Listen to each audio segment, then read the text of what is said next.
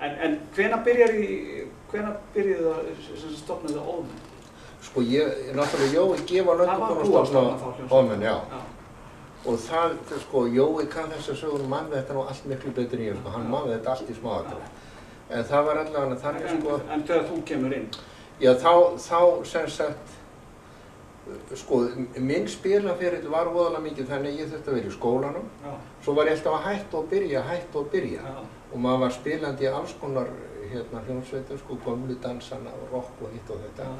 En svo kynnist ég Jóa, þá var hann að spila dinnermúsík í Þjóðleikhúskjallaranum með Pétur Östlund og Edda Ármanns. Og Edda Ármanns, já. Það var mjög gott band. Og Jóa var hann þreyttur á því að vera þar og þá förum við að tala um það væri gaman að stofna svona tríó. Því að Jóa var orðinn helviti góður að spila mikið á bassanum leið og söng og ég þjálfaði átti eftir að vera betri í því en þá. En allavega það verður og við ætlum að vera með Pétur Östlund. Og við byrjum á því að djamma með Pétri og þetta var rosalega mikil djam og mjög gaman. Og þetta var svona progressive band, hlýtur að vera? Já, og það var bara, við bara byrjuðum á því bara að djamma, sko. Bara Pétur taldi ég eitthvað og svo bara spila. Bara djammaði í einu hljómi eða einhverju tveim eða einhverju mjög einföldu, sko. Þetta bara kringum 1968? Já, eitthvað svona, 68-69, sko. Já, kannski fyrr, örlítið fyrr, 67, getur það ekki?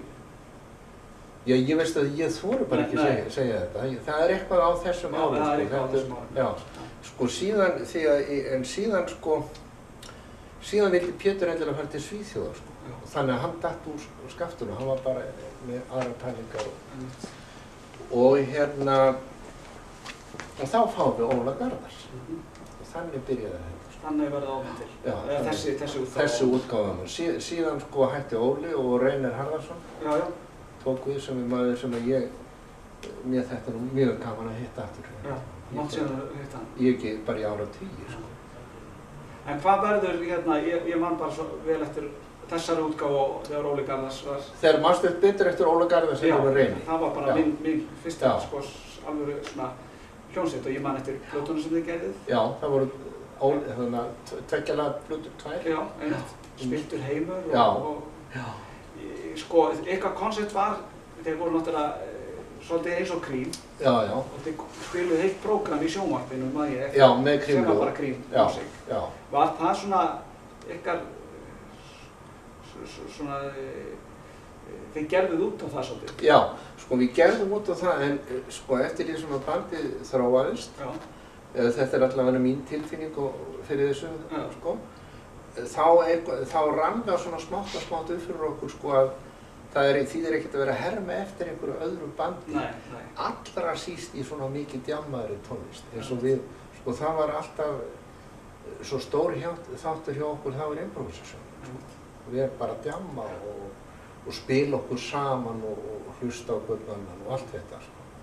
Svoleiðis að, og ekki síður eftir að Reynir kom sem er nú dálítið öðruvísi trommar en Óli, hann er jazzaður og léttaður og svona, að þá sko vorum við ekkert endilega að reyna að líkjast neinu, við vorum bara að gera okkar eigin starf. Það bara fór þannig, sko. Og En Cream-bandi, við náttúrulega hlusta óðurlega mikið á það og það var svona, sko hlutverkaskipinu var sem sagt fyrirmyndi hjá. Já, einmitt. Það er að segja 3 gæjar, allir að spila mjög frjálst og allir að taka þátt í djamminu. Og takið allir svolítið á því, sko. Já, og það er ekki bara sólogítar, ekki meðendaleg.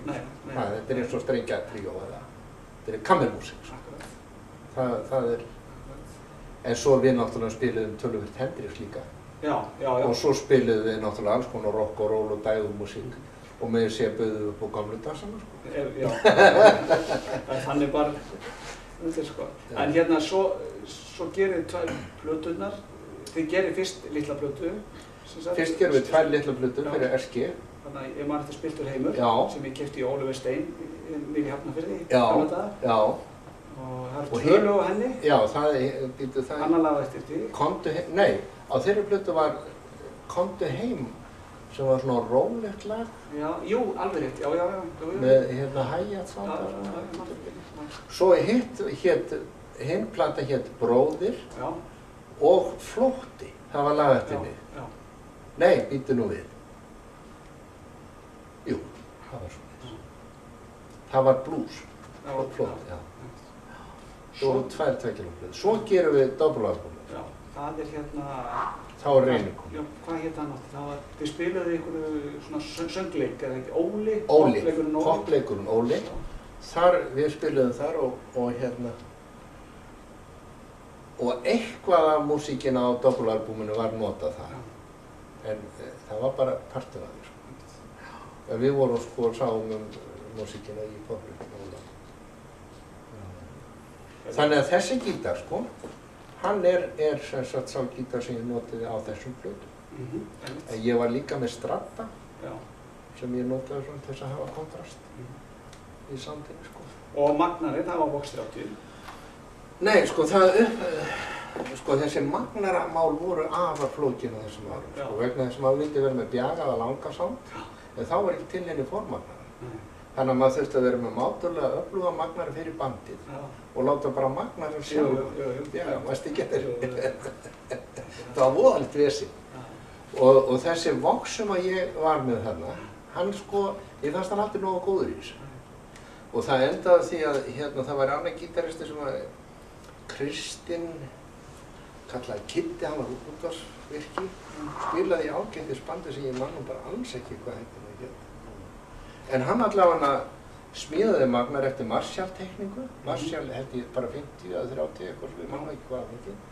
Það var bara heima smíðaði magnari eftir einhverju Marshall-tekningu. Og ég fekk hann. Og hann passaði. Hann passaði akkurat. Hann passaði, þú veist að það var bjagað samt. En þetta voru ekki magnarnir frá Hljómi, mannstu eftir þeim? Já, nei, þetta var ekki. Þessi Kiddi smíðaði þennan magnara bara. Já, mannstu eftir Kidda? Nei. Útvarpsvirki, dökkar og strákur. Hann var ágætis gítaristi, sko. Var hann ekki í Óríón? Þessum Siggi klarnettuleikari, Sigurður. Siggi Snorra? Já. Já, hann var gítarleikari. Já, þeir voru, nei, þetta, ég er að rugla. Hann var ekki í þessari, en allavega, þetta var semst íslenskur. Íslensku magnari. Íslensku magnari. Sem er á þessum óðmannaplötum. Þetta er algjörst.